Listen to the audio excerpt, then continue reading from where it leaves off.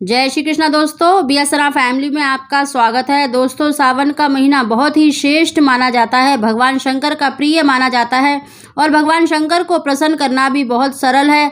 भगवान शंकर बहुत ही शीघ्र प्रसन्न हो जाते हैं, इसीलिए इन्हें भोलेनाथ कहा जाता है और भोलेनाथ की पूजा का विशेष महत्व माना जाता है। सावन के महीने में भोलेनाथ की पूजा अर्चना करने से सभी तरह के दुख दर्द दूर हो जाते हैं और जीवन खुशियों से भर जाता है।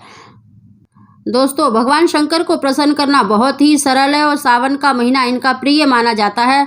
तो दोस्तों, आज की वीडियो में हम आपको संपूर्ण जानकारी दे रहे हैं कि भगवान शंकर को प्रसन्न करने के लिए, अपनी मनोकामना पूर्ति के लिए, या जिनको देखिए संतान की इच्छा है या पुत्र की कामना है, तो उनको भगवान शंकर की पूजा में कौन सी वस्तु चढ़ानी चाहिए, पूजन सामग्री में क्या क्या ले जाना चाहिए और अपनी मनोकामना के लिए, संतान प्राप्ति के लिए, पुत्र प्राप्ति के लिए ऐसी कौन सी 3 वस्तु है जो अवश्य चढ़ानी चाहिए। दोस्तों, इन वस्तु को आप सावन के किसी भी दिन चढ़ा सकते हैं, लेकिन सोमवार का दिन विशेष रूप से भगवान शंकर का माना जाता है।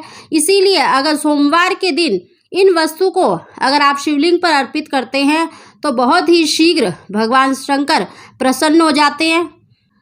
सावन के महीने में भगवान शंकर पृथ्वी पर वास करते हैं और शिवलिंग में भगवान शंकर का साक्षात वास माना जाता है। इसीलिए दोस्तों, अगर शिवलिंग पर अगर आप ये 3 वस्तु अर्पित करते हैं अपनी मनोकामना बोलकर, तो निश्चित ही आपकी मनोकामना पूरी होगी। दोस्तों, उसकी जानकारी देने से पहले अगर अभी तक आपने मेरा चैनल सब्सक्राइब नहीं किया तो सब्सक्राइब अवश्य ही कर ले, बगल में बेल आइकन को दबा दें, जिससे मेरी आने वाली सभी लेटेस्ट वीडियो का नोटिफिकेशन सबसे पहले आप तक पहुँच सके।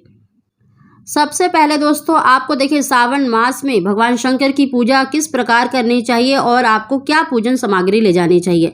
दोस्तों, सबसे पहले तो देखिए कोशिश करें कि सुबह जल्दी उठें और स्नान करके स्वच्छ वस्त्र धारण करें और अपने घर में भी, अपने घर के मंदिर में भी पूजा करें और उसके बाद देखिए मंदिर भी अवश्य जाएं। यानी सावन के महीने में शिवलिंग का किस प्रकार जलाभिषेक करना चाहिए उसकी भी जानकारी दे रहे हैं।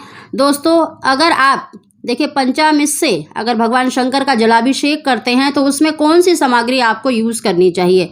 देखिए, सबसे पहले तो गाय का दूध, दही, घी, शक्कर की जगह आप शहद भी ले सकते हैं और थोड़ा सा गंगा जल।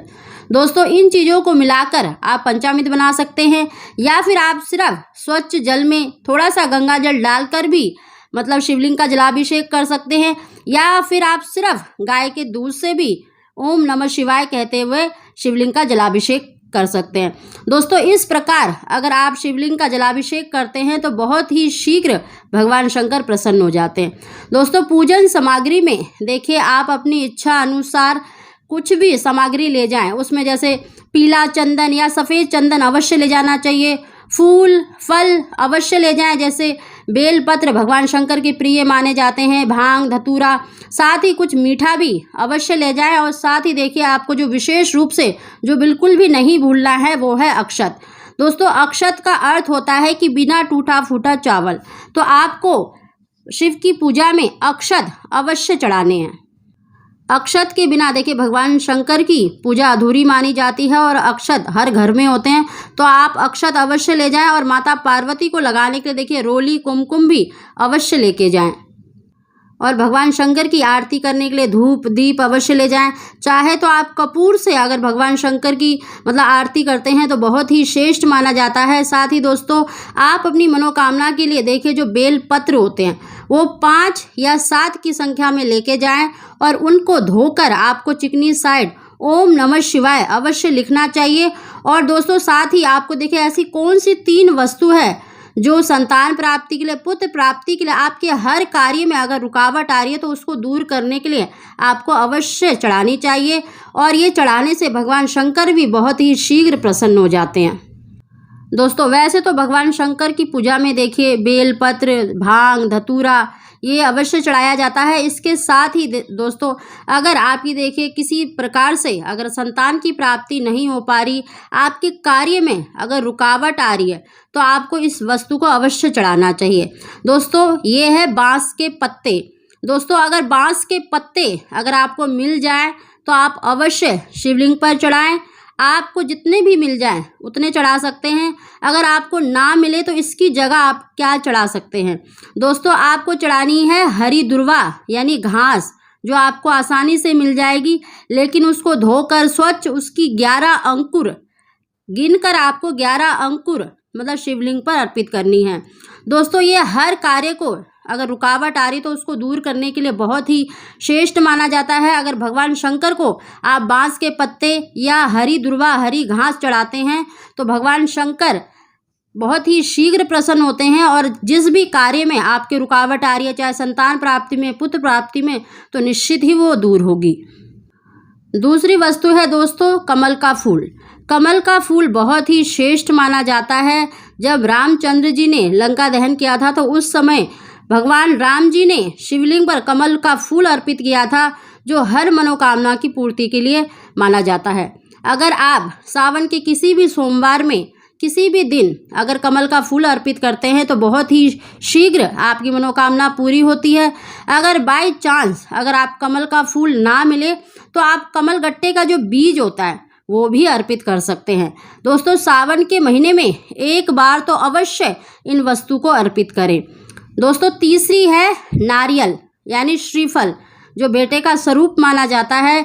एक बार सावन के सोमवार के दिन किसी भी दिन आप इस उपाय को अवश्य करें। एक जटा वाला नारियल लें, पानी वाला नारियल, उस पर आपको 7 बार कलावा लपेटते हुए अपनी मनोकामना बोलते हुए अवश्य शिवलिंग पर अर्पित करें।